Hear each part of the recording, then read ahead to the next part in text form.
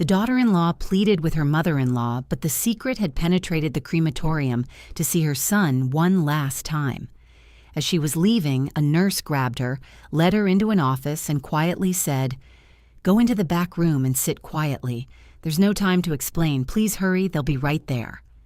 The woman nodded, confused, and a minute later, she felt pure horror.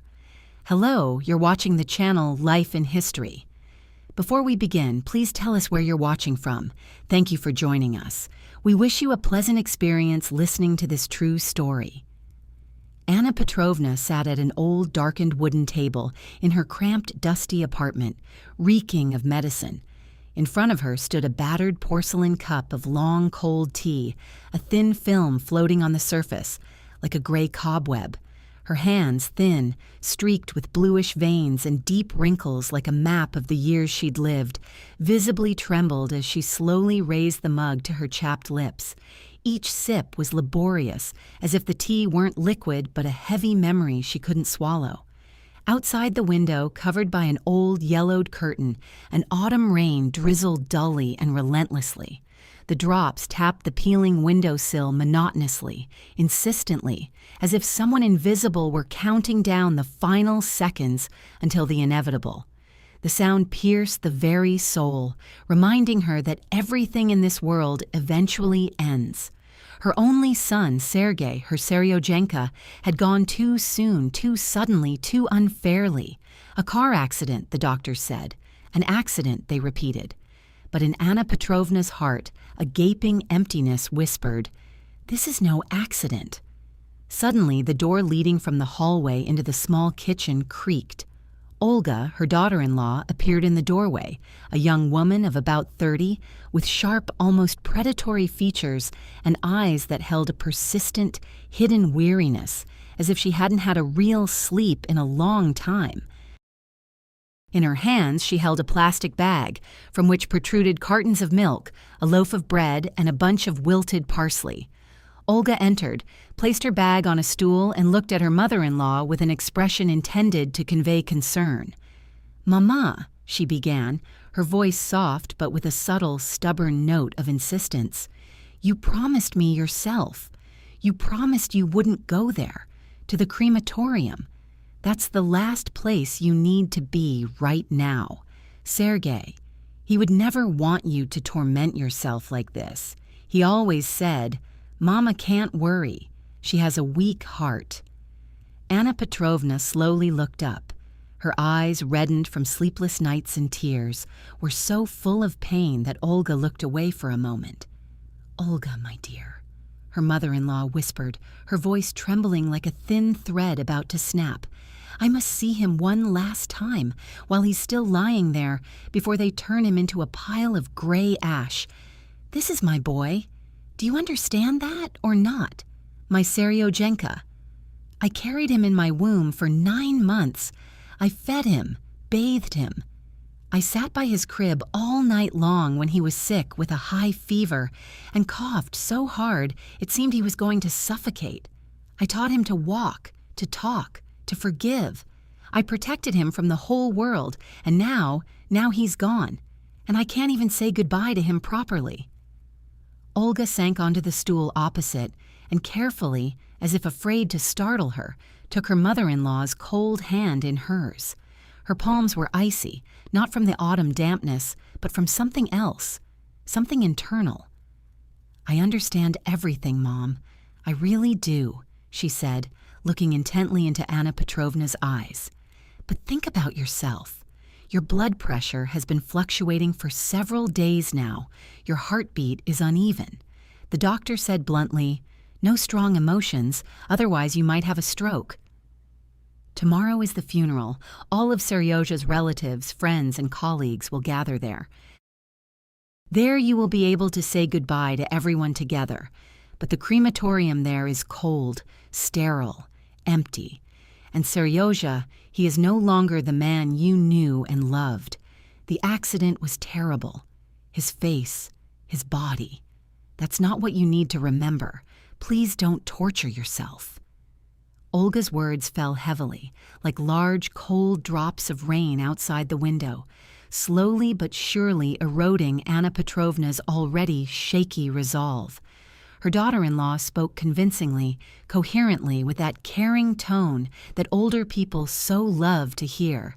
But deep in her eyes, somewhere at the very bottom, something elusive flickered, a brief flash that resembled both fear and guilt. Anna Petrovna noticed it, but immediately pushed the thought away, as if she'd been burned. No, it couldn't be. Olga loved Sergei. She'd cried bitterly when she'd rushed into the apartment after that dreadful call, buried her face in her mother-in-law's shoulder, and sobbed as if the world had collapsed. Okay, Anna Petrovna finally exhaled, and the sigh held more weariness than agreement. I'll stay home. You're probably right. Olga smiled quickly, relieved, but it was strained and forced, as if it had been hastily pasted onto her face. She stood, walked over to her mother-in-law, and put her arm around her shoulders. Anna Petrovna felt her daughter-in-law's body tense. Her muscles seemed to have turned to stone, her breathing quickened. "That's a clever girl," Olga whispered, stroking her mother-in-law's gray hair. "I'll make dinner now, something light, so it won't be too much for you. And you rest. Please lie down. I'll do everything myself." Anna Petrovna was left alone in the small kitchen when Olga, quietly closing the door behind her, went into the room.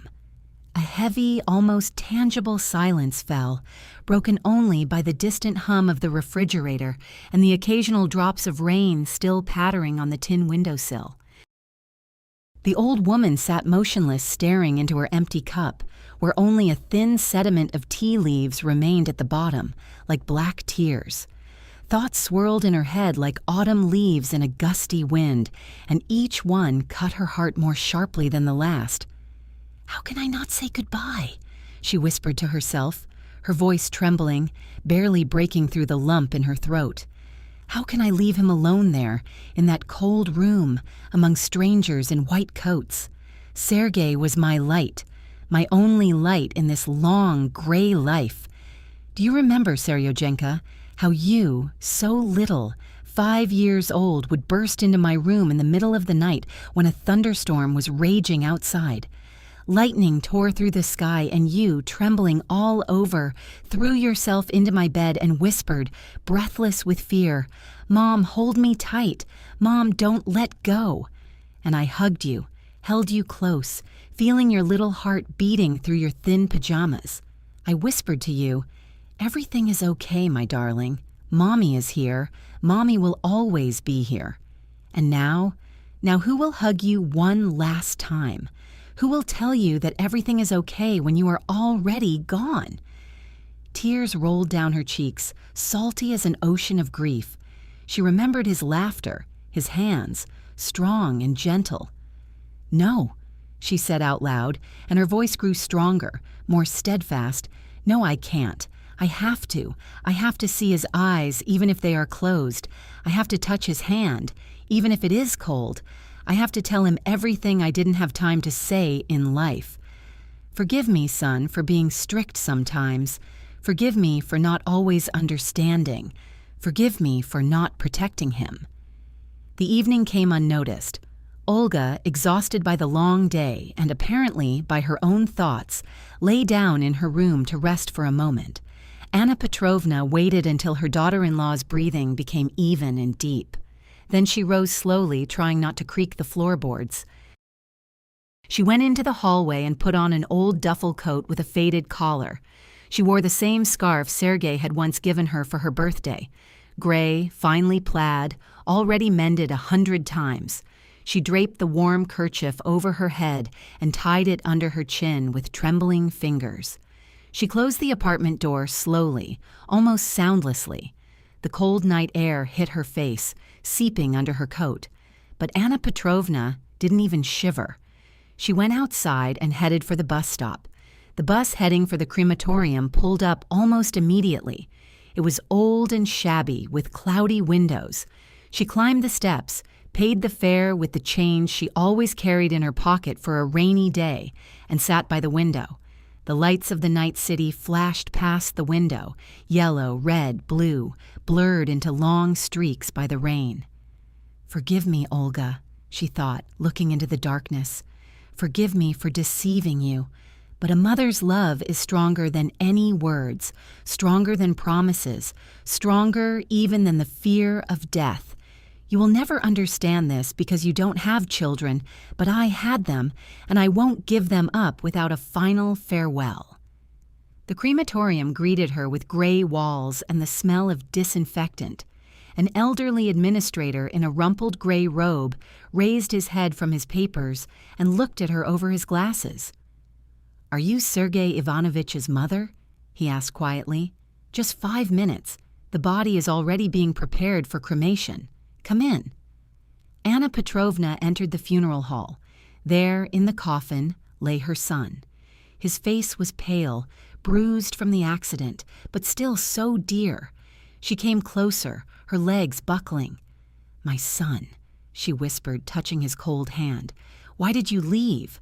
Who did this to you?" Tears streamed, her chest constricted with pain. The internal struggle reached its peak. Part of her wanted to scream, to punch the walls. The other wanted to simply hug him and not let go. "I love you, Seryozha. I've always loved you. I'm sorry I couldn't save you." 5 minutes flew by. Time was up. She left, staggering, her eyes puffy from crying. At the exit, she was suddenly stopped by a woman in a white coat, a nurse of about 45, with a plain, tired face and worried eyes. "Wait," she whispered, quickly looking around. "Go into the supply room quickly, please." Anna Petrovna froze, confused, like someone awakened in the middle of a bad dream. "What? Why?" was all she could manage. The nurse grabbed her arm firmly, almost roughly, and pulled her toward a narrow corridor. "Go into the supply room and sit quietly. There's no time to explain. They'll be here soon. Hurry, for God's sake." Anna Petrovna's heart began to pound. She didn't understand who they were or why this woman was so frightened. The nurse's eyes flashed with horror, and Anna Petrovna caught it. "But what's going on?" she muttered, but her feet were already carrying her forward. Confusion mixed with the instinct for self-preservation. She nodded and stepped into the dark storage room, pressing herself against the wall. The door closed, and in the silence she heard approaching footsteps. Anxiety washed over her like a wave, but a mother's love whispered, "Wait, find out the truth." The storage room smelled of bleach, old rags, and something metallic. Anna Petrovna leaned her back against the cold wall, trying to breathe more quietly. Her heart was pounding so loudly she thought she could hear it in the hallway. The door was not completely closed, and a thin strip of light from the hallway lamp penetrated through the crack. She heard voices, men's, low, businesslike. Everything according to plan. Cremation in 40 minutes. "No one must know we were here ahead of time," said one voice, confident with a slight smoker's rasp. "And the old woman, she was here. She saw the body," replied the second, younger, more nervous. "Let her see. It's unlikely she even noticed anything. And even if she did, no one will believe her anyway. The main thing is the documents are signed. The insurance is in place. 200,000 have already arrived in the account. Olga will get her share. We will get ours. And then silence." Anna Petrovna covered her mouth with her hand to stifle a scream. 200,000. Insurance. Olga. Names and numbers were etched into her consciousness like shards of glass.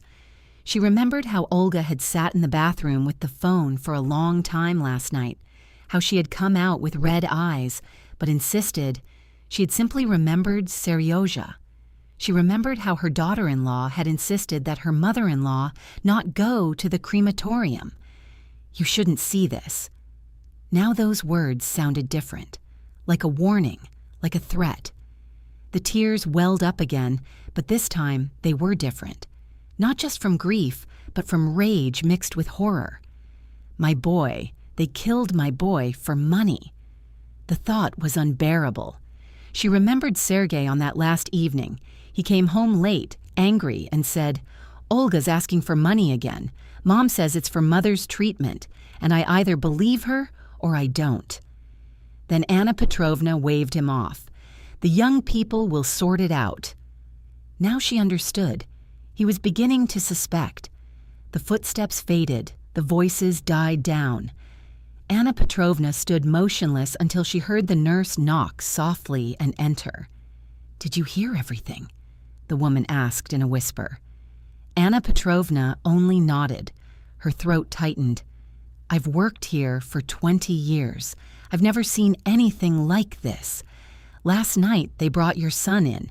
They said it was a car accident, but when I was changing him, there were marks on his neck. Not from an accident, but from strangulation, and there were bruises on his wrists, as if he'd been held. I wanted to tell the authorities, but the head doctor called me. He told me to keep quiet. They brought a large envelope. I took it. My daughter is sick, and the medications are expensive. Forgive me, Lord." Anna Petrovna looked at her, unable to utter a word. Everything inside her was twisted. The love for her son, which had always been quiet and warm, was now turning into something sharp, like a knife. "They strangled my Seryozha, and then they'll burn him so that no one will ever know. I can't keep silent," the nurse continued, "but I can't testify either. They'll kill me or my daughter. That's why I brought you here. I have one thing." She pulled a small plastic bag from her robe pocket. Inside were some nail clippings, a few hairs, and a small scrap of dark-stained fabric. "These are from his hands. I saved them when I realized something was wrong. There could be someone else's skin in there, DNA. If it falls into the hands of honest people, there might be a chance." Anna Petrovna took the bag with trembling fingers. It was light, almost weightless, but within it lay the whole truth about her son's death. And the woman lowered her voice to a whisper. "I heard them talking about a meeting tonight in the old warehouse on Vyborgskaya. Everyone will be there. Olga, the doctor, those two from the morgue. They will split the money. If you want, I can give you the address, but after that, it's up to you." Anna Petrovna looked at the woman for a long moment. There was no judgment in it, only pain and understanding. "Thank you so much for your honesty. I will remember." She emerged from the utility room when all was quiet. It was drizzling outside. Anna Petrovna stood under the awning, clutching a small bag in her fist. The wind ruffled her gray hair. A storm raged within her. Grief wanted to break her, make her fall and cry for the rest of her days. But a mother's love, the same one that had picked him up in her arms as a child, that had treated the wounds on his knees, that had prayed for him every night, was now turning to steel. They thought the old woman would do nothing, that I would break, that I would forget, but I will never forget, never. She went home. Olga was waiting for her with dinner and a sympathetic look. "Mom, where have you been? I was so worried." Anna Petrovna looked at her daughter-in-law with a new gaze and for the first time saw the real her. She saw the falseness in her eyes, the tension in her smile. "I was out for a walk," she replied quietly, "thinking about Seryozha." And in that moment, a decision finally took shape in her soul. She wouldn't run to the police. There, her words would be lost in bureaucracy, and the bag of evidence could be lost. She would do everything herself, the way only a mother who had lost a child could. At home, Anna Petrovna acted as if nothing had changed. She ate the dinner Olga had prepared in silence, answering her questions briefly and without emotion. Her daughter-in-law kept glancing at her, sometimes sympathetic, sometimes wary. When Olga went to bed, Anna Petrovna remained alone in the kitchen. She didn't was a void, cold and sharp as a blade. In was a void, cold and sharp as a blade. In that void, something new was being born. Not pure revenge. Revenge can be hot, blind, and thoughtless. This was different. This was justice which she, an old woman, had to carry out herself because there was no one else. She remembered Sergei as a little boy, how at 5 he brought her the first snowdrop from the garden and said, "Mom, this is for you because you're the kindest." How, as a teenager, he'd protected her from her drunken father, standing between them and saying, "Don't touch her, do you hear me?" How, as an adult, he'd brought her groceries every month, even though he was barely making ends meet, and said, "Mom, you're alone, I have to help." He'd always thought of her, and she of him. Now she thought only of how to make those who took his life pay, not just with fear, not just with money. They had to feel the same helplessness Sergei had felt in his final moments as they strangled him, and he might still be calling out to her in his thoughts. Anna Petrovna took out an old notebook in which she'd once jotted down prescriptions and phone numbers. On a clean page, in neat handwriting, she wrote, "Olga, warehouse address, Vyborgskaya, 17, evening. The head physician of Hospital Number 4, Office 312. 2 from the morgue, one with a hoarse voice, the other young and nervous." She didn't know their names, but she knew what she would find. The next day was the funeral. Olga insisted on a modest ceremony, a civil memorial service in a small hall, then the cremation. Anna Petrovna arrived wearing a black headscarf, leaning on a cane. She stood by the coffin, looking at the photograph of her son, smiling and young, and thought not of farewell, but of how to keep them from burning the evidence completely. When the coffin was closed and taken away, Olga approached and hugged her mother-in-law. "Mom, he's in a better place now. We need to move on." Anna Petrovna nodded silently. Contempt stirred within her, so strong that she barely restrained herself from pushing her daughter-in-law away. To move on his blood. That evening, Olga said she was going to see a friend. "Just for a little while, Mom. I need to get myself together." Anna Petrovna didn't hold her back. When the door closed behind her daughter-in-law, she picked up Sergei's old leather briefcase and put in the evidence bag, scissors, a coil of rope, a flashlight, and a small can of pepper spray. The same one her son had once bought her, just in case. She called a taxi and gave the address, Vyborgskaya Street, 17. The old warehouse stood on the outskirts, surrounded by rusty containers and weeds. Only one light was on in a second-story window. Anna Petrovna got out of the car a block away to avoid being seen. The rain intensified, and drops ran down her face, mixing with sweat. She walked slowly, leaning on a cane, but each step was firm. The iron staircase leading to the second floor was bolted to the outside wall with bolts coated in a thick layer of rust. The steps creaked and sagged underfoot, producing a mournful metallic squeak. Anna Petrovna climbed carefully, holding onto the railing with one hand and clutching her cane with the other. The door on the second-floor landing was ajar, just enough to let in light and voices. The voices were clear, echoing off the bare concrete walls. "The money has already been fully divided," said a hoarse, confident voice, brimming with satisfaction. "Olga, your share is exactly 100,000, as agreed. The guys and I will take the rest." The doctor confirmed.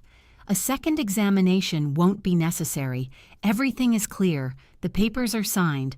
The cause of death is a traffic accident. No one will dig deeper. What if the old woman does start digging?" Olga's voice trembled. Fear and anger mixed in it. She was barely holding on at the funeral today, but her eyes... She suspects something. "I saw it." The hoarse man laughed. "What old woman? She's already broken. She could barely stand at the cemetery today, leaning on you like a crutch. Another month, 2 at most, and she'll be in the grave herself. Heart, blood pressure, age. Who will believe a senile old woman who starts spouting nonsense about murder?" Anna Petrovna stood in the shadows of the corridor. She was shaking not from the cold, but from rage. She heard every word, every one. She took a step forward. The floor creaked. "Who's there?" the young man shouted. Anna Petrovna stepped into the light. She held a stick in her hand, but her eyes burned so fiercely that all 4 froze. "Mom," Olga whispered, turning pale. Anna Petrovna looked at her longingly. There were no tears, no pity. Only the truth. I heard everything, she said quietly, almost in a whisper. But in that whisper, there was the power of thunder. Every word. And I saw the marks on my son's neck, blue, deep, from fingers, not from an accident. You thought an old woman would understand nothing, notice nothing, do nothing. A mother's heart always senses when her child is suffering. Always, even if she is silent, she slowly pulled the evidence bag from her briefcase and held it up. Here is your DNA, his confirmation, and I will not hand it over to the guards of law enforcement. First, I want to look you in the eyes. Olga took a step back. The doctor grabbed the phone. Horst reached for his pocket where he thought he held a knife. Anna Petrovna didn't flinch. You took my son's life. Now I will destroy your conscience, if you still have one. And in that moment, she realized that revenge wasn't about striking. Revenge was about making them see their true selves, about the fear they'd sown returning 100-fold. She took another step, and then the youth took off. He lunged forward. His hand was already reaching for Anna Petrovna's neck, but she didn't retreat. Instead, she simply raised her cane, not to strike, but as a shield. He fell with all his weight, tripped on the hard wood, and lost his balance. The cane snapped, but it didn't break. It held. Anna Petrovna fell to her knees, hitting the concrete painfully, and the young man fell face down, right onto the dirty floor, breaking his nose and lips. Kripley instantly pulled out a knife, a short one with a serrated blade. But at that moment, Olga screamed piercingly, heartbreakingly, "Stop! Don't! This is Mother! Mother Seryoja!" The word mom hung in the air like a death sentence. Everyone froze. Even Kripley lowered his hand. Anna Petrovna rose slowly. Blood trickled from her cut eyebrow. She hit the box when she fell, but she didn't notice the pain. She looked only at Olga. "You called me Mom," she said quietly, almost tenderly, and in this almost lay the entire abyss of pain. When Sergei lay in the hospital with a high fever, you sat with me at his bedside at night, held my hand when I cried. When he died, you ran to me first, buried your face in my shoulder and sobbed as if your heart was breaking. And now you're standing here in this dirty warehouse, dividing his insurance money.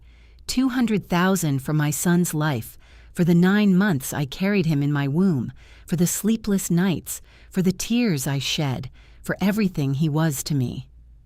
Olga trembled. Tears rolled down her cheeks, but there was no remorse in them, only fear. I didn't mean to. It was him. She pointed at the doctor. He said Sergei knew too much about the false diagnoses, about the bribes. Sergei wanted to quit the clinic to tell. He collected evidence, wanted to go to the prosecutor's office, to report everything. They decided it was easier to get rid of him. The doctor turned pale. "Shut up, you fool," hissed Kripley.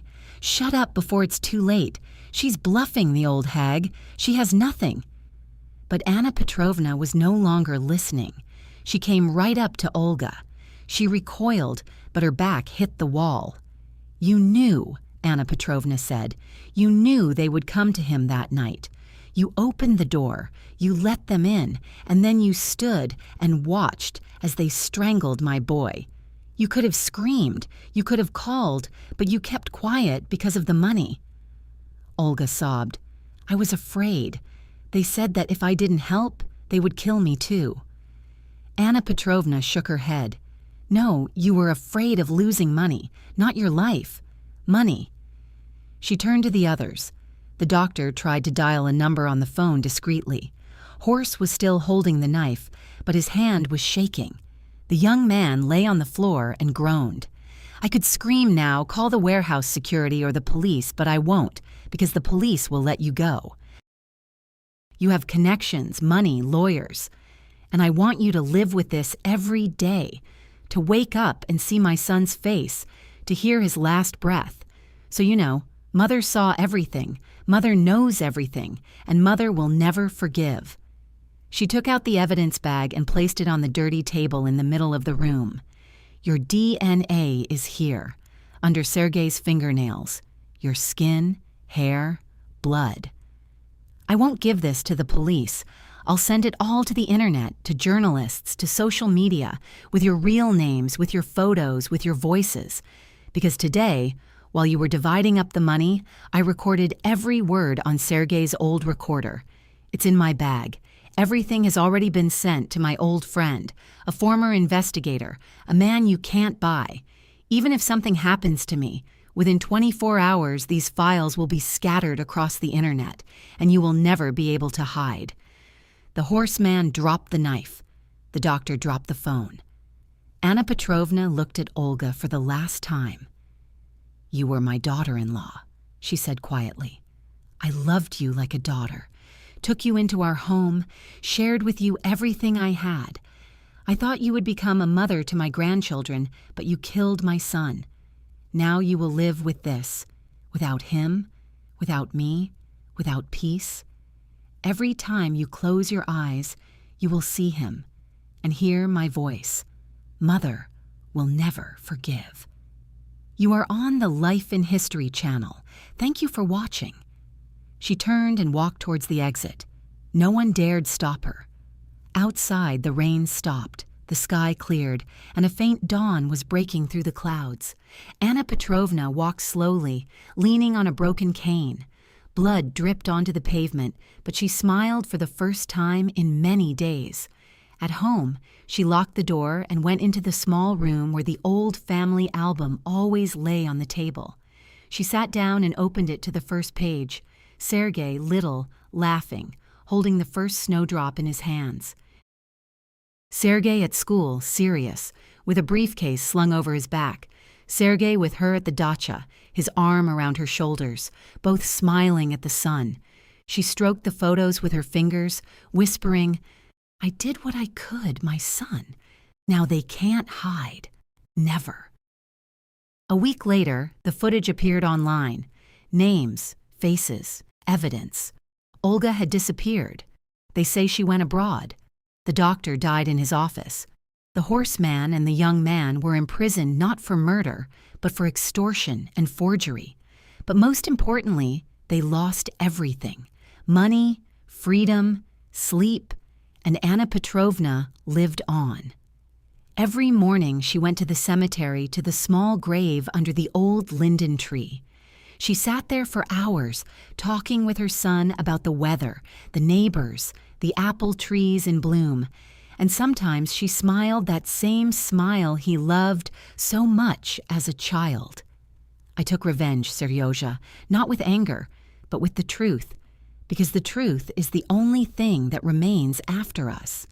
And one quiet evening, she simply fell asleep on a bench by the grave with a smile on her lips. People said later, she looked happy, as if she had finally hugged her son.